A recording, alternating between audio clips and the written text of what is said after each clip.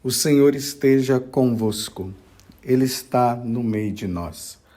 Proclamação do Evangelho de Jesus Cristo, segundo Mateus. Glória a vós, Senhor. Naquele tempo, disse Jesus aos seus discípulos: Ficai atentos para não praticar a vossa justiça na frente dos homens, só para serem vistos por eles. Caso contrário, não recebereis a recompensa do vosso Pai que está nos céus. Por isso, quando deres esmola, não toques a trombeta diante de ti, como fazem os hipócritas nas sinagogas e nas ruas, para serem elogiados pelos homens. Em verdade, eu vos digo, eles já receberam a sua recompensa. Ao contrário, quando deres esmola, que a tua mão esquerda não saiba o que faz a tua mão direita, de modo que a tua esmola fique oculta. E o teu Pai, que vê o que está oculto, te dará a recompensa. Quando orardes, não sejais como os hipócritas, que gostam de rezar em pé nas sinagogas e nas esquinas das praças, para serem vistos pelos homens. Em verdade vos digo, eles já receberam a sua recompensa. Ao contrário, quando tu orares, entra no teu quarto, fecha a porta e reza ao teu Pai que está oculto.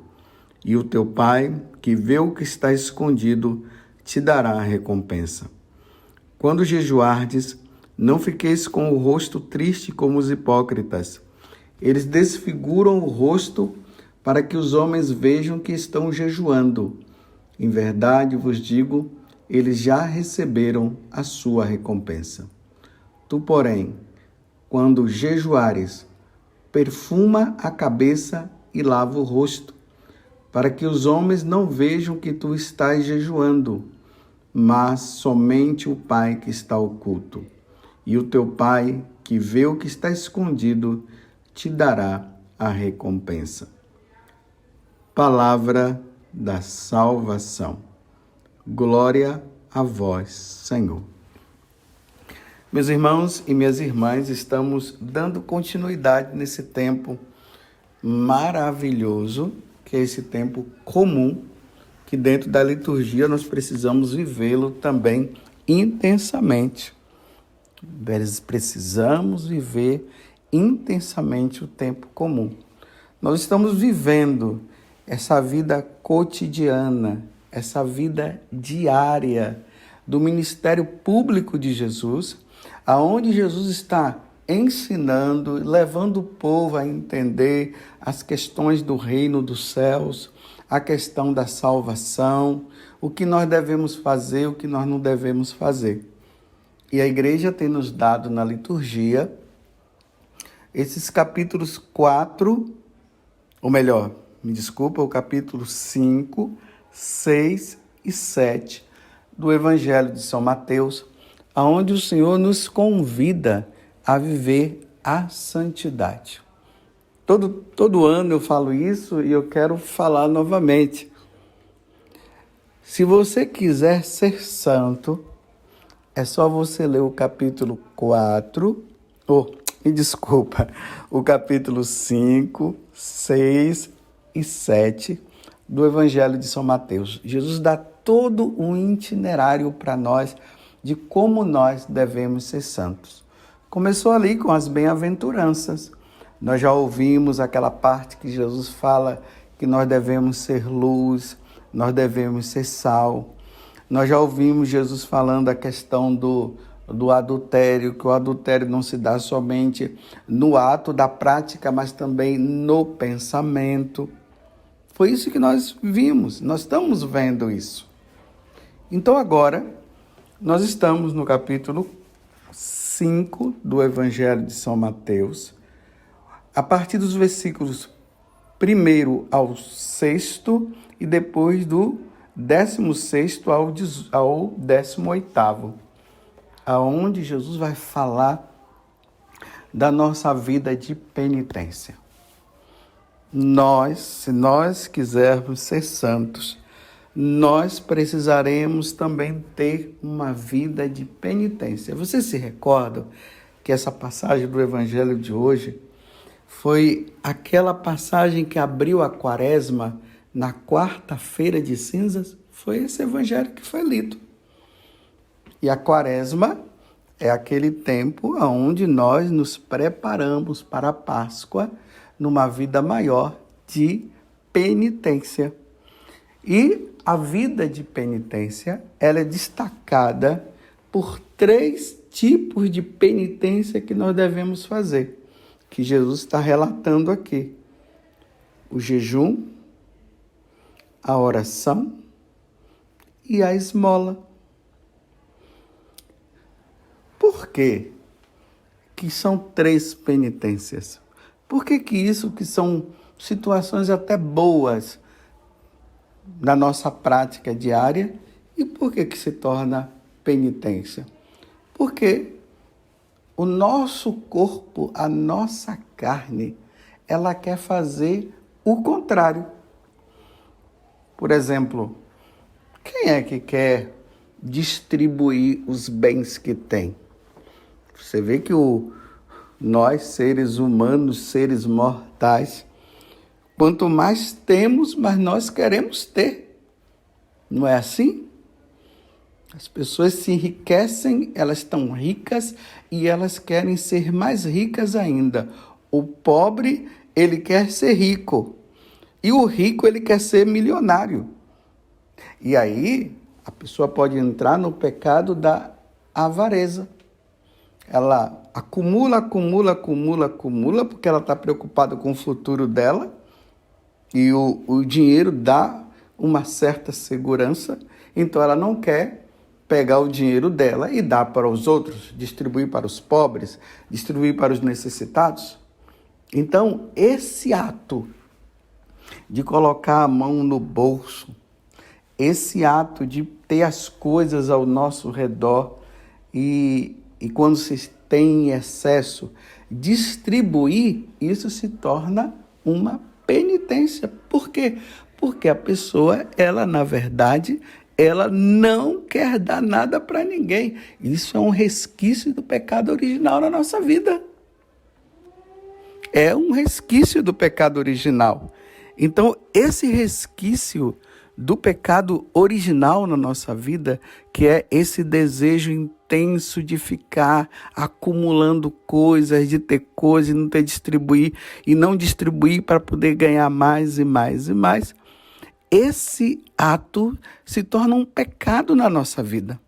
Então, o que é que nós devemos fazer? Nós devemos distribuir. Isso se torna uma penitência. Não deveria ser uma penitência, mas se torna uma penitência. Graças a Deus, tem pessoas que, de forma bem natural, elas conseguem fazer o bem, distribuir. Para elas não causa problema. Mas, infelizmente, outras pessoas, e é a maioria, elas querem acumular. Então, está aí a penitência da esmola. A penitência do jejum é um outro ato que nós precisamos fazer. Porque, assim como tem aqueles que gostam de acumular, tem aqueles também que gostam de comer. Olha o pecado da gula. A pessoa come de forma excessiva. E o pecado da gula é um pecado capital. Porque é um pecado que está acima, né? O capital aqui quer dizer da cabeça, é que está em cima. Então ele comanda outras pessoas. Por exemplo, uma pessoa que come demais, que é gulosa, ela é capaz de se suicidar comendo, como ela é capaz também de matar outra pessoa, por causa da comida. Porque ela quer comer,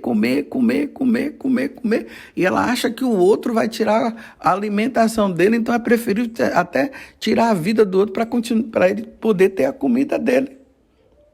E aí Deus nos ensina que nós também devemos dividir o alimento para o outro.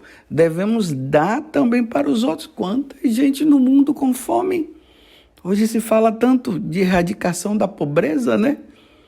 É por causa disso, porque tem muita gente passando fome. Mas ao mesmo tempo, quantas pessoas jogando comida fora? Eu aprendi lá em casa com os meus pais que quando nós jogamos comida fora, nós estamos tirando da boca de quem está passando fome. E essa é uma verdade. Meus irmãos, é um pecado muito grande jogar comida fora. Você está entendendo? Eu vou dizer de novo. É um pecado muito grande jogar a comida fora. E aí nós temos que pedir a Deus a graça. Também, de no momento em que nós estamos jejuando, porque nós estamos também nos abstendo de comer demais, nós aproveitarmos para aquilo que nós vamos tirar, para não comer, dar para o pobre. Vamos tirar da nossa cabeça esse negócio de dizer que está fazendo jejum para emagrecer. Não, nós não fazemos jejum para emagrecimento, não. Emagrecimento se chama dieta. Isso é o médico que passa. O médico é que receita. Olha, você está comendo demais, isso está fazendo mal para o seu corpo, você está engordando demais, então você vai precisar realmente diminuir a comida, você vai comer isso, vai começar a dieta. Isso não é jejum. O jejum é justamente para que nós não caiamos no pecado da gula. Porque a gula é um pecado. E o jejum nos ajuda a rezar até melhor. Então não vamos tirar essa ideia de estou fazendo jejum para emagrecer. Não. Nós estamos fazendo jejum para nos abstermos da gula. A gula é um pecado grave. Tem pessoas que vivem somente para comer. Não, a comida é para nos ajudar a manter esse corpo em pé. Mas é só comer o suficiente. Não precisa se comer demais. Então nós jejuamos nessa intenção, para que a comida não se torne um ídolo na nossa vida, para que nós possamos estar mais livres para uma vida melhor de oração. Vocês já viram que as pessoas que, quando estão com a barriga cheia, elas não conseguem rezar? Não conseguem. A primeira coisa que dá é sono. Coma demais e vai rezar para você ver. Dá logo um sono. Mas quando nós nos alimentamos apenas com o essencial, aí você vai ver que dá uma disposição maior para nós rezarmos.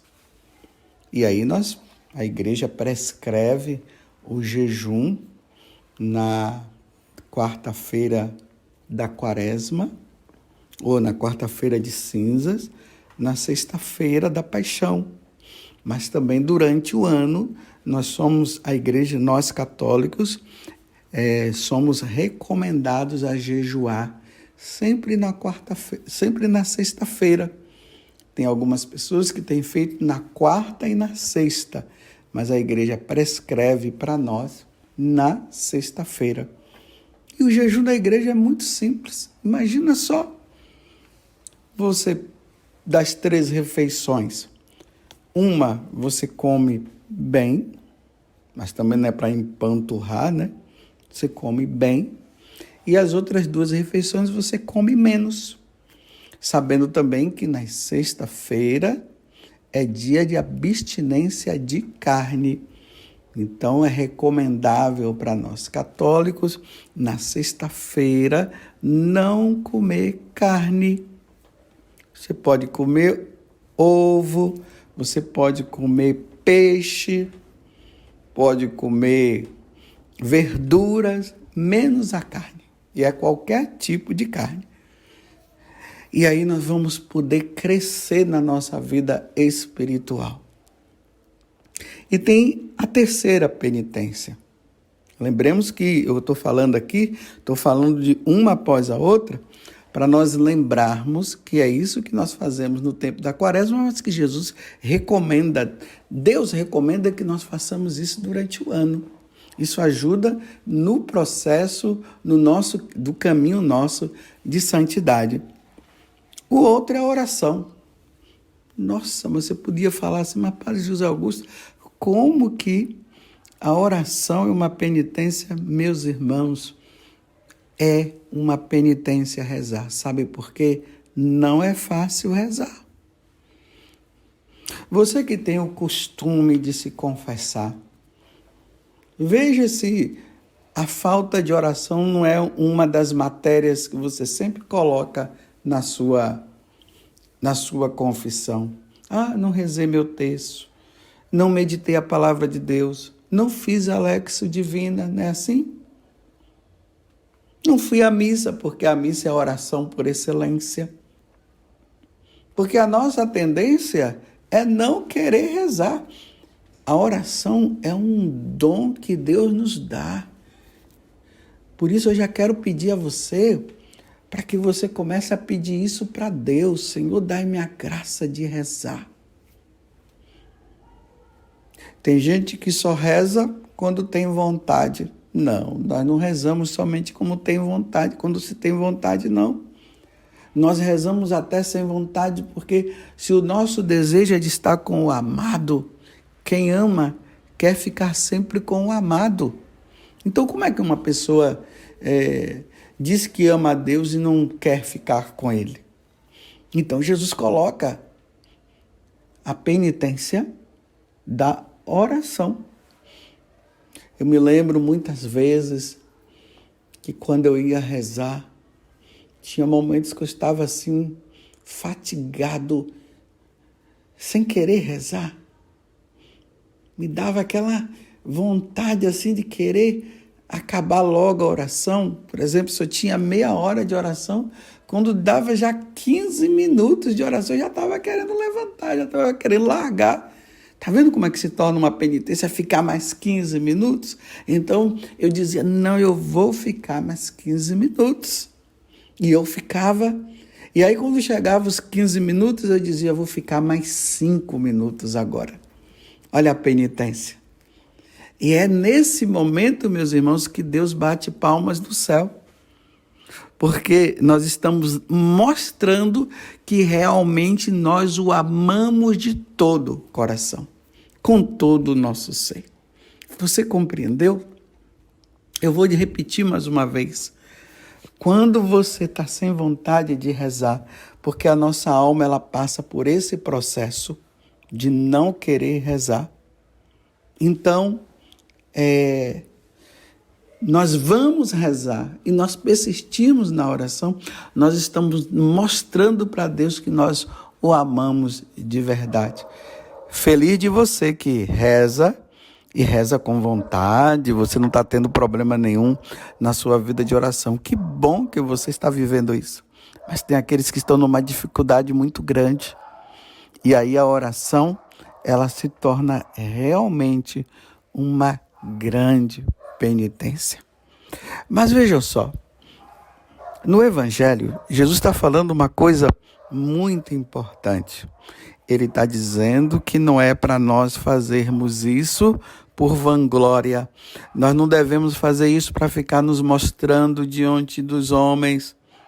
É isso que ele está dizendo. Porque se você reza, se você pratica as obras de caridade, se você se jejua por exibição, as pessoas vão bater palmas para você, que bom.